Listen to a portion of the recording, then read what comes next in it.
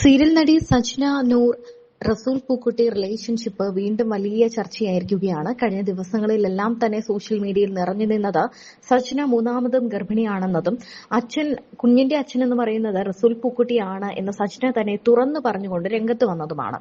എന്നാൽ ഇതെല്ലാം തെറ്റായ കാര്യമാണെന്നും തന്റെ സോഷ്യൽ മീഡിയ അക്കൗണ്ട് ഹാക്ക് ചെയ്യപ്പെട്ടതാണെന്നുമാണ് സജ്ന പറഞ്ഞത്.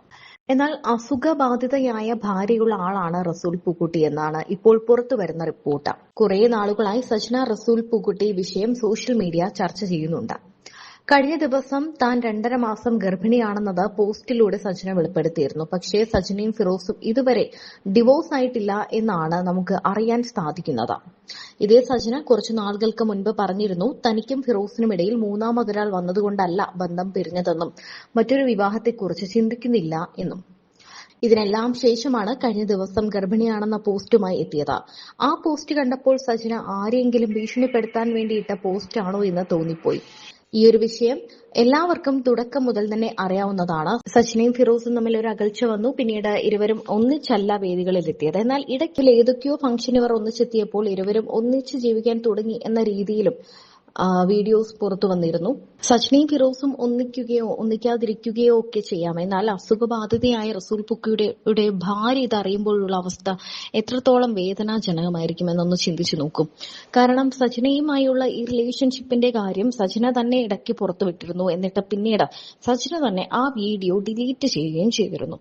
പിന്നീട് വീണ്ടും ഈ സംഭവം പുറത്തു കൊണ്ടുവന്നത് ഫിറോസും സജ്നയും തന്നെയാണ്. ഇത് ഇരുവരുടെയും ഒന്നിച്ചുള്ള ഒത്തുകളിയാണോ എന്ന തരത്തിൽ വരെ ഇപ്പോൾ ചർച്ചകൾ നടക്കുന്നുണ്ട്.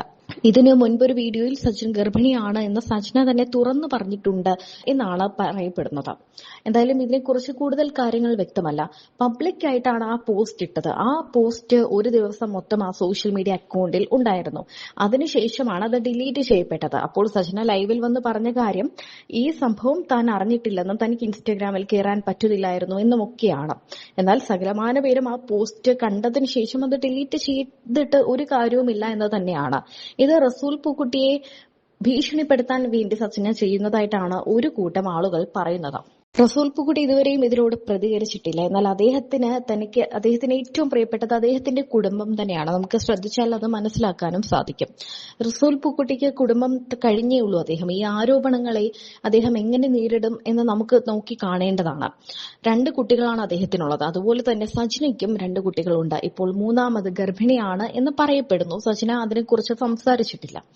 എന്തായാലും ഇത് ബാധിക്കുന്നത് ഈ കുട്ടികളെ ഉൾപ്പെടെയാണ്.